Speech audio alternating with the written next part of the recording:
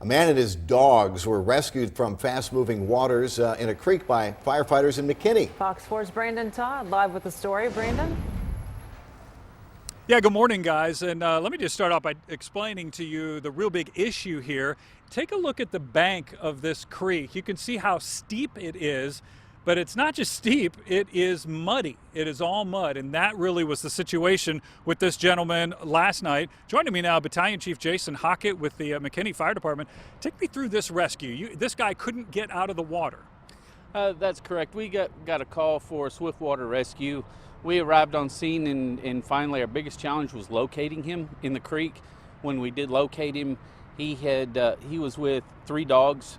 He had gone in the water to rescue a couple of his dogs that had gotten in the water and ended up sliding in the water himself. Yeah. And the banks were too steep, they were too muddy, he couldn't get out, and so we helped him out. Now, tell me how, work through me with the details here and how you guys got there, because it's a pretty elaborate system of ropes, and you were able to kind of anchor yourselves and get to them. It is. We had set up a rope system to pull them out. We had all of our water rescue equipment. We put life jacket on the citizen that was in the water, and then we had some flotation devices that we could use for the dogs as well. They had been in the water a while, and they were getting very tired. There was one in particular that was an older dog, and he was very tired. So we used that equipment to pull them up one at a time.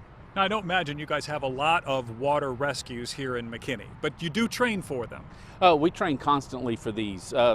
Things such as this that we don't have on a regular basis, the training is more important that we do train on a regular basis so that we are good at it, we're efficient. Yeah. And Tim and Lauren, I will add, he was saying they just trained yesterday, just a short distance up the creek from where all this happened. So you were also kind of explaining that these dogs were a challenge as well, getting them up out of there.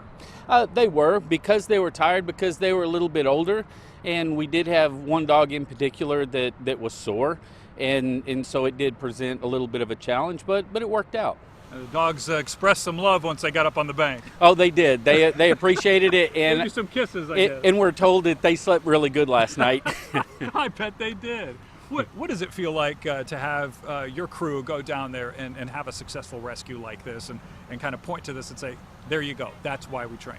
Well, it feels great, because that does show we had one brand new firefighter that participated in the training the shift before, and when you go down there, it shows him as well the importance of this training and how this is how it's supposed to work. So yeah. It was very good. Battalion Chief Jason HOCKETT, we appreciate your time this morning. Yeah, Tim and Lauren, as we mentioned earlier, that training paid off big time.